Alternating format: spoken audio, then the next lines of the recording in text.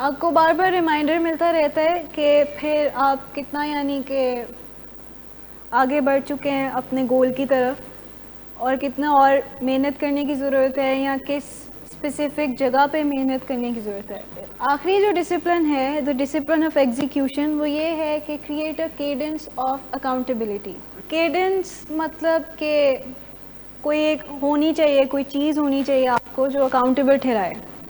अब कैसे आपको कौन अकाउंटेबल ठहरा सकता है? आपके एक्शंस पे हायर पावर, और खुद भी अपने आप को अकाउंटेबल ठहरा सकते हैं कभी अपने एक्शंस के लिए। अकाउंटेबिलिटी पे रहते हैं हम। केडेंस बस ये है कि फ्रीक्वेंसी कितनी होनी चाहिए अकाउंटेबिलिटी की। केडेंस को हम फ्रीक्वेंसी कहते हैं कि फ्रीक्वेंटली अकाउंटेबल ठहराना है अपने आप को, गाए बगाए याद कराते रहना है खुद से या किसी को कह के कि मुझे याद करा दें, इस तरह भी हो सकता है। ठीक, तो अपने आप को पहले हम अकाउंटेबल कैसे ठहरा सकते हैं? ये वो था ना, स्कोर बोर्ड की एग्जाम्पल थी, ग्राफ वाली, ग्राफिकल रिप्रेजेंटेशन, वाइडली इंपॉर्टेंट गोल। तो अपने आप को अकाउंटेबल कैसे ठहरा सकते हैं हम? स्टेटमेंट्स क्या होनी चाहिए अपनी अकाउंटेबिलिटी की? I am responsible for what I am doing या हु आई एम, और मैं रिकवरी में किस जगह खड़ा हूँ, क्या करने की ज़रूरत है मुझे, बताएं, स्पेल आउट करें कि करने की क्या ज़रूरत है। अगर फॉलोअप्स हमारे मिस होना शुरू हो गए हैं तो स्टेटमेंट क्या होनी चाहिए हमारी इस पॉइंट पे? दोबारा जुड़ना चाहिए स्ट्रक्चर के साथ, वापस जाना चाहिए। 6 डेज अ वीक थे, अब मैंने खुद ही से कोई 2 दिन आना शुरू कर दिए हैं। तो अभी तक तो मुझे किसी ने कहा नहीं कि आपने यानी कि 6 डेज से कम भी आना है, तो मैं खुद क्यों जा रहा हूँ 6 डेज से कम? पूरे दिनों पे आना चाहिए। जब मुझे कहेगा कोई तो फिर मैं जाऊँगा ना, 3 डेज पे आऊँगा या कुछ। आहिस्ता आहिस्ता करके फॉलोअप्स कम होते जाते हैं ना, as you progress in your recovery. शुरू में तो 6 डेज होते हैं, फिर आहिस्ता आहिस्ता करके कम हो जाते हैं।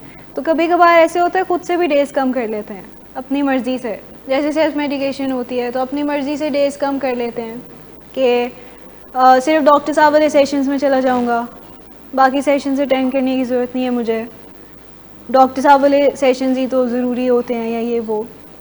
तो इस टाइप की बातें। तो इसमें अपने आप को अकाउंटेबल ठहराने के अभी तो मुझे किसी ने कहा भी नहीं कि डॉक्टर साहब के सेशंस में खाली आप आएँ, बाकी सेशंस भी अभी अटेंड करने हैं मुझे। The widely important goal session है weekly meeting that last no more than 20 to 30 minutes with a set agenda. Session का फोकस ये होता है कि to hold each other accountable for weekly commitments.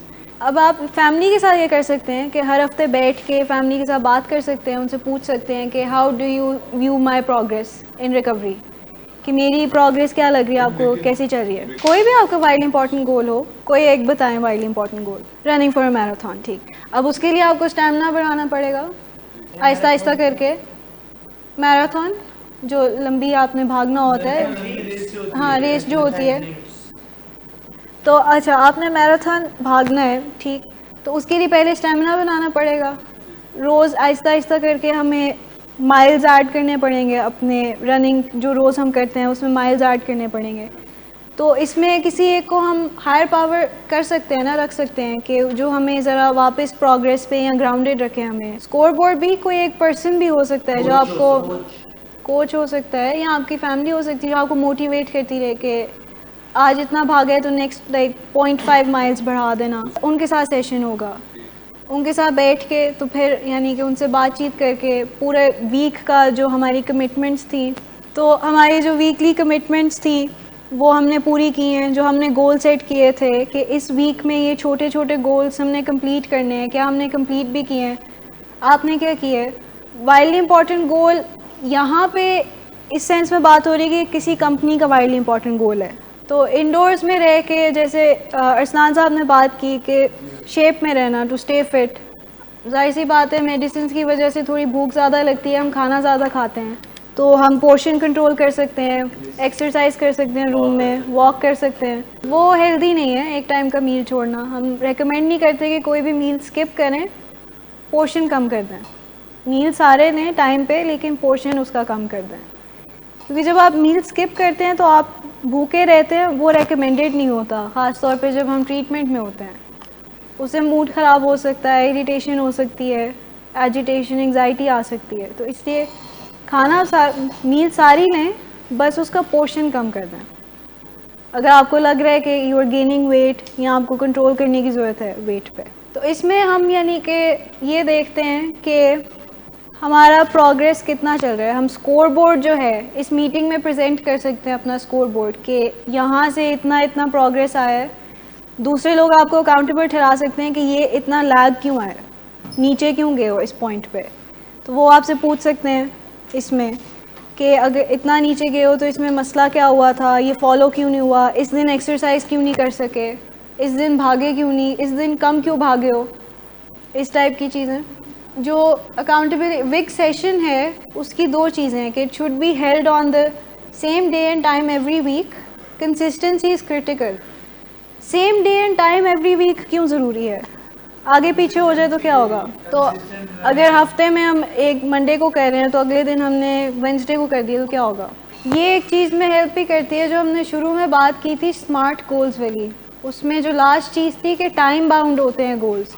तो जब आपको पता होगा कि हर मंडे को मुझे अकाउंटेबल ठहराया जाएगा मेरे गोल्स के लिए या मैंने जो जो एक्शंस किए हैं वीक में, तो हम ज़्यादा एफर्ट डालेंगे उसमें। जब हमें पता ही नहीं होगा कि अब वेंसडे को मीटिंग हो रही है या फ्राइडे को पुश होगी मीटिंग, तो हम थोड़ा सा स्लैक कर जाएंगे, हम प्रोक्रेस्टिनेट करना शुरू कर देंगे, चीज़ों को लास्ट मिनट पे छोड़ देंगे। जब पता होगा कि हर मंडे को इस टाइम पे मुझे अकाउंटेबल ठहराया जाएगा कि मैंने कितनी प्रोग्रेस की है, कितने काम किए मैंने, तो हम अपने गोल्स को और अपनी जो मेजर एक्शंस हैं उनको इस तरह टाइम करेंगे कि हम मंडे तक रेडी हों उन दूसरों को बताने के लिए कि वेयर वी स्टैंड। एक ये चीज़ हेल्प करती है।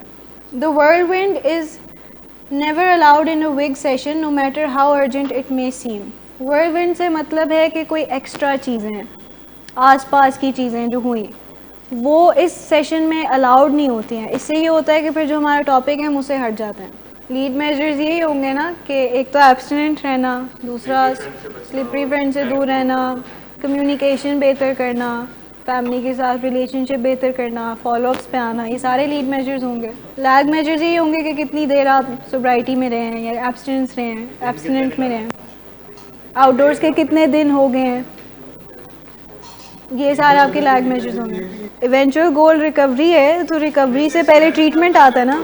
डिपेंड करता है आपके बिहेवियर पे। वैसे तो 100 डेज तो लगते हैं, कम, बहुत कम स्टैंड्स अपलिफ्ट। फैमिली पे डिपेंड करता है, और अगर फैमिली को काउंसलर्स इजाज़त देते हैं तो फिर आपके बिहेवियर पे सबसे ज़्यादा डिपेंड करता है कि आपका बिहेवियर कैसा है। तो फैमिली काउंसलर से मशवरा करती है ना पहले कि स्टैंड हटा देना चाहिए या नहीं। हम जाहिर सी बात है फोर्सफुली तो अब आपको नहीं मना कर सकते ना, हर जगह तो आप पे चेक नहीं रख सकते, तो आप कहीं ना कहीं फ़ोन यूज़ कर सकते हैं कहीं से भी लेके, लेकिन फिर उसका जब आप स्टैंड तोड़ेंगे तो फिर उसका कॉन्सिक्वेंस आता है। रेड स्टैंड्स टूटते हैं तो कॉन्सिक्वेंस तो रिफ्रेशर होता है कि आप वापस हमारे पास आते हैं कुछ देर के लिए। येलो टूटे तो उसमें भी कभी कभार रिफ्रेशर होता है या फिर समझाया जाता है। वीकली जब कमिटमेंट्स करते हैं या हम ये इसमें आते हैं, विग सेशन जो होता है उसमें आते हैं, तो सबसे बड़ा क्वेश्चन ये होता है कि what can we do this week to impact the lead measures. अब एक हफ्ते में हमने जो एक्शंस किए हैं हम उसको यानी कि देखते हैं कि उसका इम्पैक्ट कितना आया हमारे वाइडली इंपॉर्टेंट गोल पे या लैग मेजर पे। अगर तो लग रहा है कि कम है तो फिर ये ब्रेनस्टॉर्म करते हैं कि अब और क्या करने की ज़रूरत है, और क्या करने की ज़रूरत है, हमें कुछ डिफरेंट शायद एक्शन लेने की ज़रूरत है। अगर एक एक्शन काम नहीं कर रहा हमारे लिए तो अब कोई दूसरा एक्शन चूज़ कर लेते हैं। पहला एक्शन अगर जो हमने किया है पूरे हफ्ते में लैग मेजर्स के लिए वो अगर नहीं काम किया तो फिर ब्रेनस्टॉर्म करके कोई दूसरा चूज़ कर लें। अगर लग रहा है कि इस पूरे हफ्ते जो हमने वर्कआउट किया है इस टाइम पे वो काम नहीं किया तो वर्कआउट का टाइम चेंज कर दें या साथ में डाइट इनकॉर्पोरेट कर दें, कुछ इस तरह करके, ताकि हम अपने वाइडली इंपॉर्टेंट गोल तक पहुँच सकें।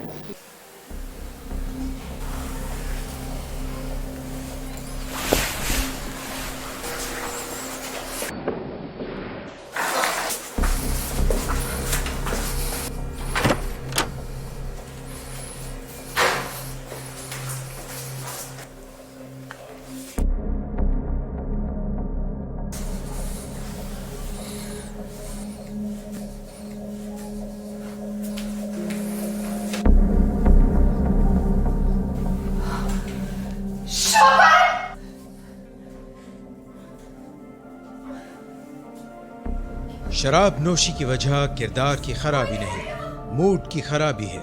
शराब नोशी कभी भी नशे की बीमारी में बदल सकती है।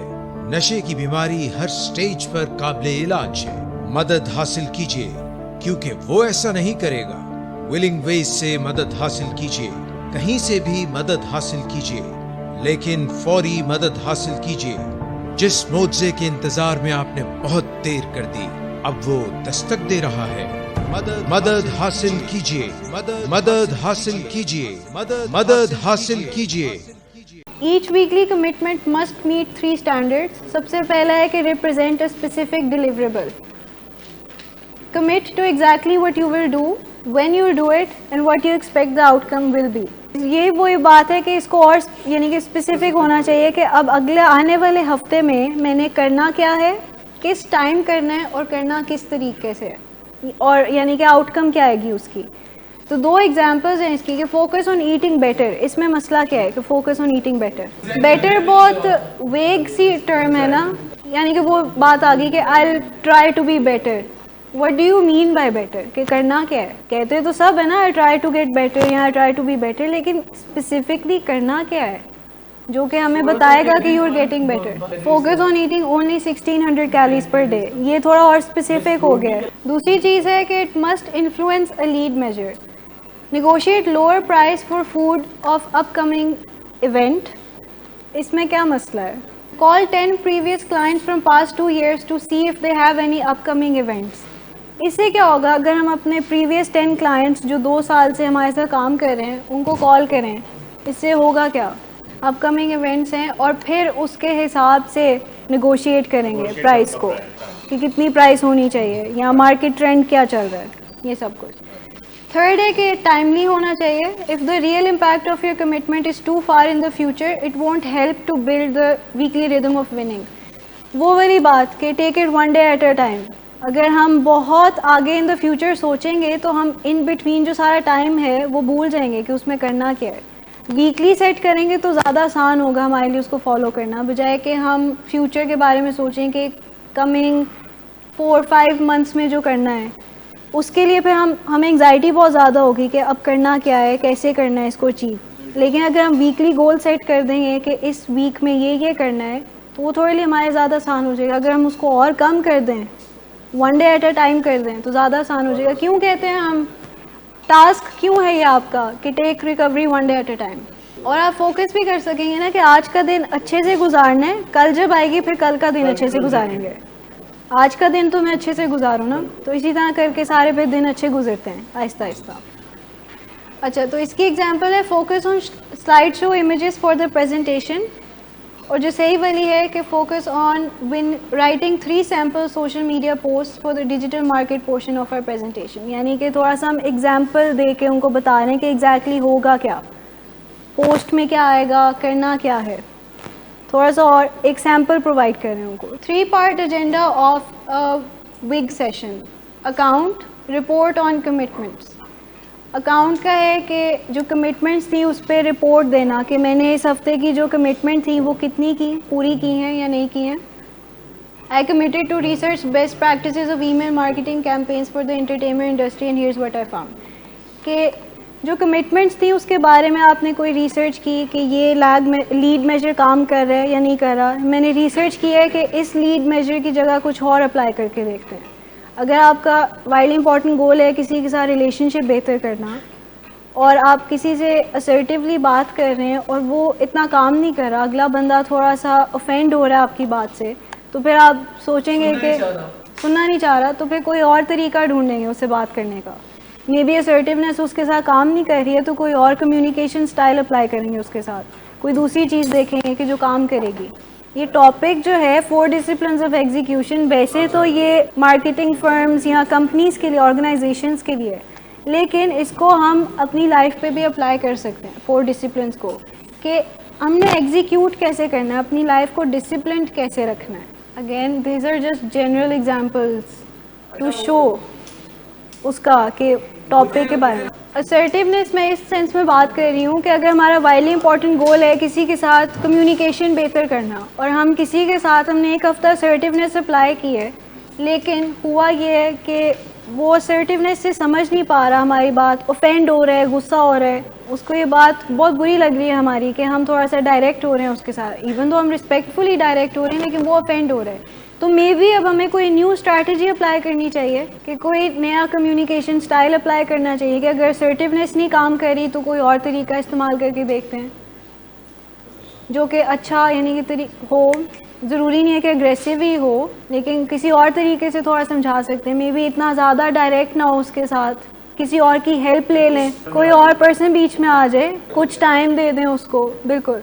तो ये अकाउंट में ये है कि वीकली जो कमिटमेंट्स थी उनको रिव्यू करना, कि मैंने इस वीक में जो काम किया है कितना उसने काम किया है, लाइक डिड इट वर्क और नॉट, और नया क्या करने की ज़रूरत है। दूसरा है review the score board, learn from successes and failures.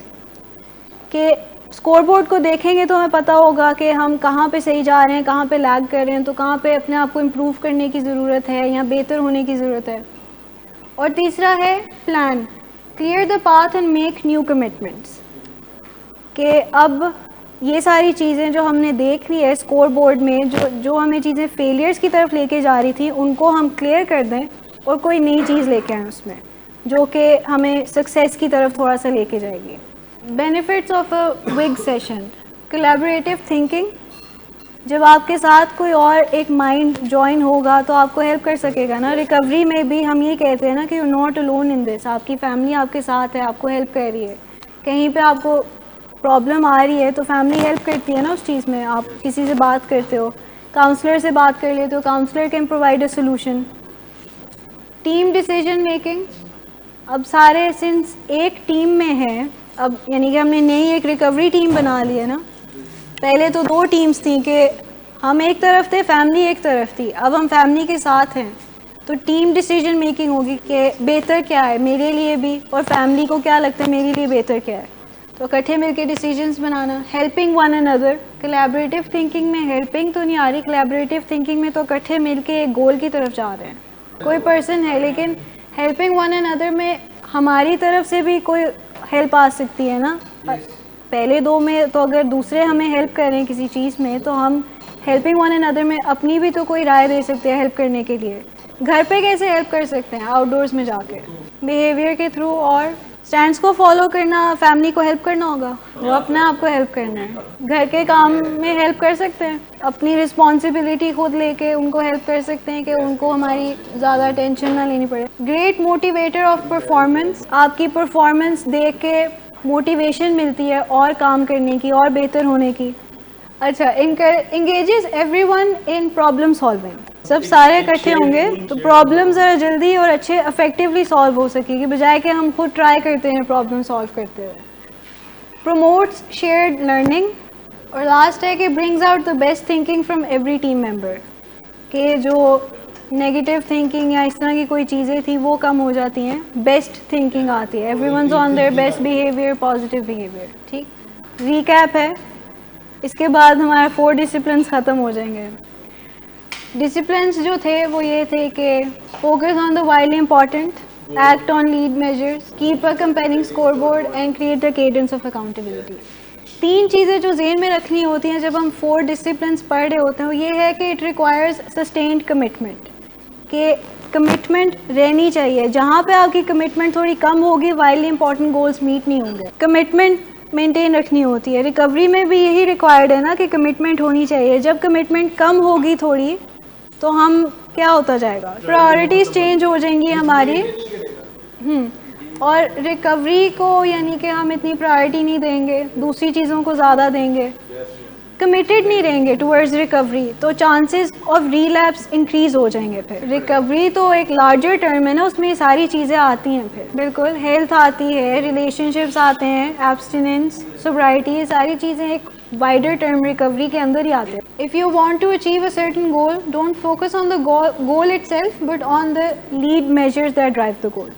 गोल तो हमने बना लिया कि रिकवरी सोब्राइटी अचीव करनी है, करनी किस तरह है उस पर हमें ज़्यादा फोकस करना होगा कि एक्शंस क्या होने चाहिए हमारे कि हम ये गोल अचीव कर सकें। तीसरा है the real power of 4 disciplines is performing them in sequential order, कि एक एक करके करने होते हैं, कि पहले गोल डिसाइड करें। ऐसे नहीं हो सकता कि लीड मेजर्स पहले डिसाइड कर लें और फिर गोल बनाएं। गोल होगा तो तभी पता होगा कि कौन से एक्शंस करने हैं, कौन से लीड मेजर्स होने चाहिए हमारे। स्कोर बोर्ड होगा फिर कि कितनी हमारी परफॉर्मेंस अच्छी जा रही है, और फिर लास्ट में अकाउंटेबल ठहराएंगे कि कहाँ पहुँचे हम, कहाँ लैग कर रहे हैं। कन्फ्रंट अगर करना है किसी बात पे, कोई चीज़ अचीव नहीं हुई उस पर कन्फ्रंट करना, तो सिक्वेंशियल चलेगा सब।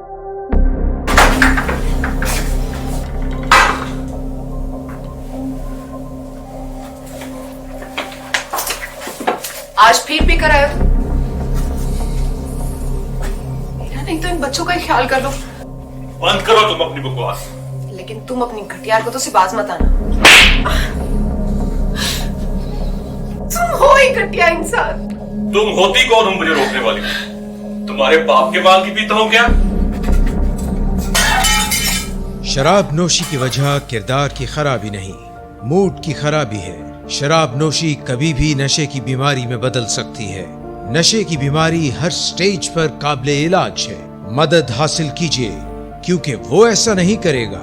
विलिंग वेज से मदद हासिल कीजिए, कहीं से भी मदद हासिल कीजिए, लेकिन फौरी मदद हासिल कीजिए। जिस मुआवजे के इंतजार में आपने बहुत देर कर दी, अब वो दस्तक दे रहा है। मदद हासिल कीजिए, मदद हासिल कीजिए, मदद हासिल कीजिए।